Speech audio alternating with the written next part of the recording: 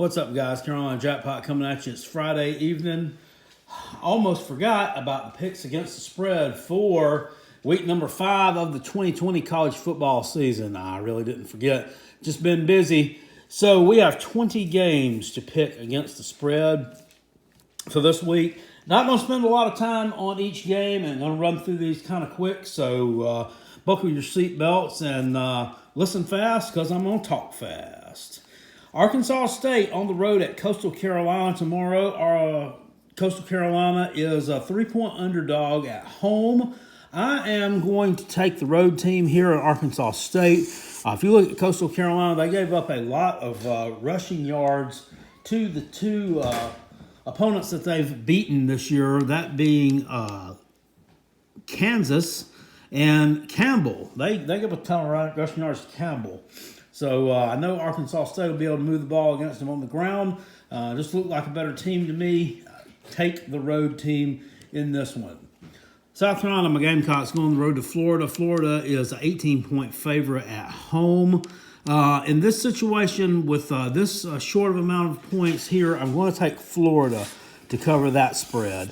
I think they'll win by about 3 touchdowns. If you watch my Rob Conrad and Kale Show podcast pick, Carolina was a 21.5-point underdog there, so I took us. But in this situation, I will not. I think Kyle Trask and Kyle Pitts are just going to be too much. The South Carolina defense didn't look good against Tennessee, against a pedestrian quarterback in Jarrett Guarantano and pedestrian receivers. I don't think that they're going to fare very well against above-average quarterback and elite tight end and some decent wide receivers there at Florida. Missouri on the road at Tennessee. Tennessee laying 11.5 points at home to Missouri. I think this line is just fundamentally wrong. It just is. Missouri, team to me that just is not going to have any quit in them this year. The way they're playing against Alabama, I think they're underrated. I think their running game is better than what South Carolina's was, and you saw the Gamecocks pushing the ball, getting some yardage on the right side of that Tennessee defensive line in that second half of that game. And I think Missouri could probably do the same and do it even more effectively. It would not shock me at all if Missouri wins this game. I don't think they'll win it. I think Tennessee will win at home, but I think it's going to be another close, nail-biting game, kind of like what they saw last week, So give me the road team, Missouri, to cover in this one. UNC on the road at Boston College. Boston College, a 13.5-point underdog at home to UNC. Everybody is picking UNC here, and I can understand why, but I'm going to go against the grain a little bit. I think Boston College is going to be able to ugly this game up somewhat, slow down the pace. They didn't look great last week against Texas State, which is a kind of opponent that they don't see that often. I think they'll be just fine. They've got themselves a quarterback now. They've got a vertical passing game, and they got the running game that they can rely on as well. UNC hasn't played in like a month, so, they could be a little rusty coming in. Probably not, but they could be. And I just think it's a bad position here for UNC. These two teams don't play very often, and I'm taking the home Eagles to cover this number. LSU on the road at Vanderbilt, 20.5-point favorites on the road. Kind of got smacked around a little bit last week by Mississippi State. Yeah, we all saw that. A lot of people saw them not being able to cover. Not a lot of people saw them losing outright. I am going to, and I struggled with this one a little bit, I'm going to take LSU to cover here, but I don't know. If Vanderbilt covers this number, it wouldn't surprise me. They covered the number big time last week against Texas A&M. Do I think Vanderbilt's a good team? No. And I don't think Texas A&M is that good of a team either. So that might lend a little bit to why they actually covered that number. But I'm going to go with LSU here to come in angry and play a pissed-off game and smack Vanderbilt in the mouth, knock them around, beat them by about 4 touchdowns, but wouldn't surprise me if this pick is incorrect. TCU on the road at Texas. Texas is laying 11.5 at home. Been able to put up a lot of points in both their wins this year. Last week, just a back and forth game against Texas Tech's crazy shootout, which they eventually were able to win. I think TCU is going to slow that down somewhat, probably cut that point total about in half for Texas. I don't know if they're going to be able to score enough here, but I think they will. I think TCU will cover this number here. They always play the Longhorns tough or beat them. So give me the road team here, without much of a crowd. That's going to be a factor as well. Give me TCU. Baylor on the road at West Virginia. West Virginia's 3-point underdog at home to Baylor. I've only seen Baylor out once, and they just totally annihilated Kansas. I understand it's Kansas, so don't put a lot of stock in that. West Virginia really looked very good offensively against Oklahoma State when they had to match up with a big boy team that wasn't called Eastern Kentucky. So I'm going to take Baylor on the road to get the job done, put up enough points to cover the number, and send the Mountaineers their second straight Big 12 loss. NC State on the road at Pittsburgh. NC State is 14-point underdog at Pitt. Pitt, we're 3-0 right now, I believe, with wins over Syracuse and Louisville in ACC play. They're 3-0 right now. How long does it last? How long do you think Pitt's going to go undefeated? No, I don't. I don't think they're going to go undefeated. NC State, not a very good showing last week, but they did beat a Wake Forest team a few weeks ago that put up 66 points tonight. So an argument I think can be made for their side. I don't think they kind of got blindsided last week by Virginia Tech, team that have like 30% of their players out for coronavirus. But I like NC State for some reason here to keep this game closer. I don't see Pitt.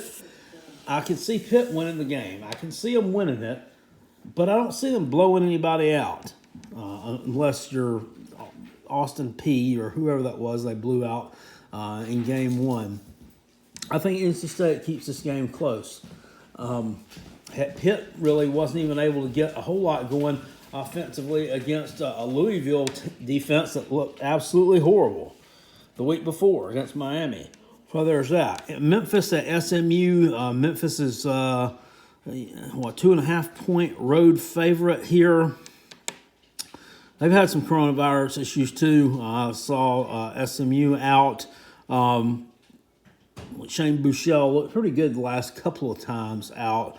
I'm going to go with the road team here, the home team here to cover the number. And I think they could get the win here. Or I'll get from Memphis. Didn't really impress me when I saw them playing against Arkansas State. South Florida at Cincy. Cincy is a 22-point favorite at home. Another line that I think is fundamentally wrong. They could be ahead by that much at halftime. We saw South Florida a couple of weeks ago give up 52 points to Notre Dame, and they contributed 0 to that game. So, I dare say the Cincinnati offense is better than Notre Dame's. Let's just be real. That's another one that's wrong. South Florida will get absolutely blown out. Poor old Jeff Scott. I feel bad for him. Oklahoma State at Kansas. Laying 21.5 on the road. Go ahead and give me Oklahoma State to cover here, man. Kansas is terrible. I don't see them keeping that one close. And they've been blown out a couple of times this year, and look for that trend to continue. They've tried like 3 different quarterbacks, none of which have been very good. Oklahoma State I think is going to improve steadily all year long after that opening week loss again, or opening week poor performance, shall we say, against Tulsa. Texas Tech at Kansas State. 2.5-point favorites at home. The K-State Wildcats against Texas Tech. I'm going to lean Texas Tech here. They came out, almost beat Texas last week. ton of yards, put up a ton of points. I mean, I don't know if Kansas State is for real, or if Oklahoma just had a very poor performance last week in the loss to Kansas State. I kind of tend to think it was Oklahoma that's had a very poor performance. I don't think Kansas State is anything special, and I could see them having a letdown here at home. Give me the Red Raiders in this one. Texas A&M on the road at Alabama, 17.5-point favorites at home.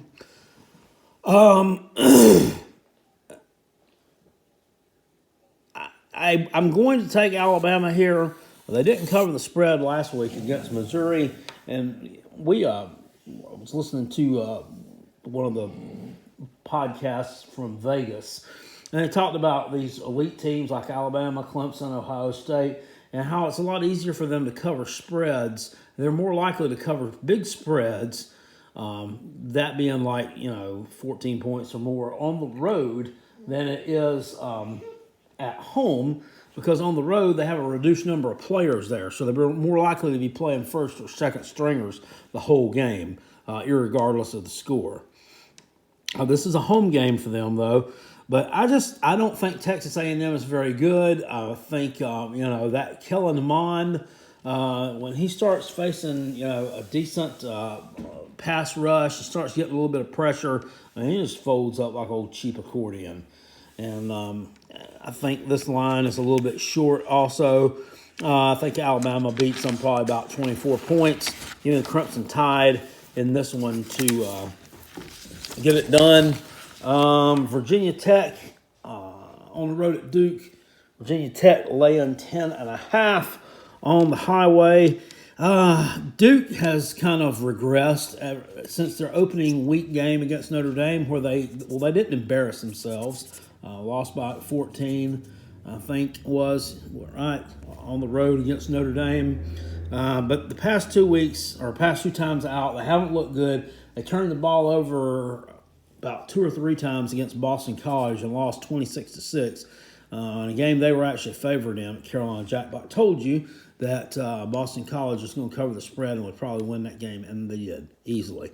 And last week, they had 7 turnovers against Virginia. What the hell? That is crazy numbers. That's crazy numbers. And they lost. They ended up losing 38-20 in a game they were leading going into the fourth quarter. So I think Duke has the opportunity. I mean, they could be a decent team, I think, if they could just hold on to the football and stop throwing interceptions. This is their 4th game. So they've played as many games as anybody out there. And you got to think they're probably a little bit beat up. And for the second straight week, I think they take a loss against a team from the state of Virginia. They lost by 18 to the University of Virginia. They lost by 20 points to Boston College. And I think Virginia Tech is better than both those teams. So give me the Hokies to cover that 10.5 and win big at Duke. Ole Miss on the road at Kentucky. Kentucky is laying 6 at home against Ole Miss. Kentucky did not play bad last week at all against an Auburn team a more talented Auburn team.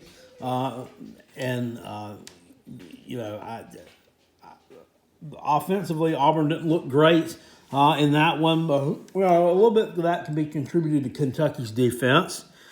And this week they're at home facing a different team, different type of team here in Ole Miss, a team that put up a ton of yards against Florida in week 1, but showed absolutely no defense and got picked apart by Kyle Trask. This is a different type of offense they'll be facing, of course, with Kentucky. A home game for Mark Stoops and crew. I look for them to take the win here. And this line is about right. I think they win by about a touchdown over Ole Miss. I'm just keeping my fingers crossed on that one, praying that one comes through for me. Ole Miss, I think, is going to be a problem. I think it's going to be a problem for some people. I think Kentucky's just got a little bit too much experience on both lines of scrimmage. a lot more experience, especially on the entire defensive side of the football. I think they'll be able to slow down that Rebel attack just enough, and Terry Wilson and crew will get things going. Maybe be able to get a vertical passing game going against Ole Miss that they weren't able to do against Auburn. We'll look for the Wildcats at home to cover. Arkansas at Mississippi State. Mississippi State laying 17.5 at home. I don't think Arkansas is very good. Unfortunately, new head coach, defensive new coordinators, and that. I think they will be better in time. But I think last week's first half performance against Georgia, where they were leading at halftime and all that, was just really due to just Georgia just being inept, coming out really rusty, and trying out a couple different quarterbacks until we found something that actually worked. When all was settled, Georgia ended up winning that game by a larger margin than any SEC team did all weekend long. And Mississippi State is putting up a ton of yards against LSU. Don't think they'll have a problem at all here with Arkansas in their first home game, right? So give me the Mississippi State Bulldogs to cover that 17.5. Tulsa on the road at UCF. UCF laying 21.5 at home. You got to back the Central Florida Golden Knights here, and Tulsa. This is their first game back, right? I think this is their first game back since the 16-7 loss to Oklahoma State, where they played pretty well, but this is a revenge spot here. They beat UCF last year. I don't see that one happening here. Dylan Gabriel and company, and they're just automatic. And the game last week against East Carolina, the first drive, they had like 4 procedure penalties in that drive, and they still scored a touchdown. And they're just really good offensively, and I don't see them being slowed down here by Tulsa. I'm going to take Central Florida to cover. Auburn at Georgia. Georgia's 6.5-point favorite at home. I think that defensively, Georgia is just superior to Auburn in every way. Look for a game that will be low scoring, in the first half. And Georgia probably gets their sea legs under them in the second half and pulls away with a couple of touchdowns. I think they win this game something like, 28-13, 27-13, something like that. I'm going to take Georgia to cover here. The quarterback situation there, who knows what we're going to get. The JT Daniels kid, I don't know how much he's going to play. He's been on the shelf for over a year. So even if he does play, I could see him being kind of rusty. Stetson Bennett the third, or whatever, isn't that his name?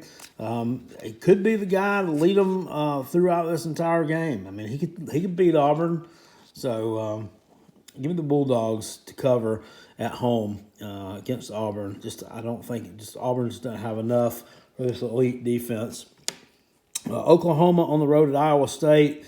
They're laying 7 on the road in Ames.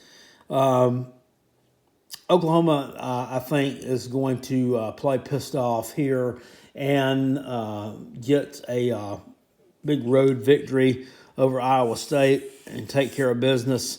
They just totally fell apart last week. About midway through the third quarter, through the end of the game, just horrible. And they were up by 21, on the verge of blowing Kansas State out, and then all of a sudden the game just totally spun out of control, and they lost. Quarterback's got to make better decisions. I'm sure that he's had an earful all week long, and I think he's going to play much better, with more poise and more discipline on the road against a decent team in Iowa State. But I don't think that they're maybe the level they've been the past couple of years. They've kind of maybe take a step back a little bit. Let me take the Sooners here to cover the spread and win this game. And the final one, 20th game of our picks against the spread. The Virginia Cavaliers on the road at Clemson. Clemson's laying 28 at home. A lot of people are saying that they think Virginia will come in. They're going to try hard. They're going to play hard. They're going to try to put up a better performance than they did in last year's ACC championship game. And I get that, and that's a valid point, but I've already did a quick take on this game, so you'll know where I'm going with this one if you watch that video. I think Clemson just has too much offensively for Virginia. They're rebuilding on both sides of the ball, and I think they're a decent team in the ACC, but they're not the level that they were last year. There's no Bryce Perkins, and there was Bryce Perkins was there last year. And they lost to Clemson like 62-17. Now, Clemson was in championship mode in that game. I don't think they're going to be in championship mode in this one. I think, though, that they will be able to cover 28 against Virginia. I just think that they're going to get out from the get-go and just get ahead like 35-3 or 35-0, something like that. And they're just going to coast home. I don't see Virginia covering this game. I'm going to take the Taters in this situation to cover that big number. It's a home game, and I think it's totally doable. All right, guys. So those are the picks against the spread for week number 5. If you like this video, please hit it with a thumbs up. Click the bell for notifications and subscribe if you're not already subscribed to the Carolina Jackpot channel. We do all kind of good college football content here. Unfortunately, tomorrow I won't be doing any live streaming of the South Carolina Florida game due to the fact that I'll be working during that one. But, I don't know. If I can possibly sneak away early, maybe catch some of the second half, you may see me either just blow up in anger or, you'll see me blow up in anger because I think that we stand about as much a chance of winning that game as I do teleporting to the moon tonight. So there's that one. But we may watch some Clemson, Virginia tomorrow night. Who knows? And I'll be pulling for the Cavaliers in that one. And they're about in the same boat with the Gamecocks. They stand about as much of a chance of beating Clemson as I do. I don't know. Just turning into a pumpkin during the evening. All right, guys. I hope you enjoyed that. Appreciate it. Thanks for watching. I'll see y'all later. Peace. And I'm out. Go Gamecocks. Fire Coach Boom. Woo!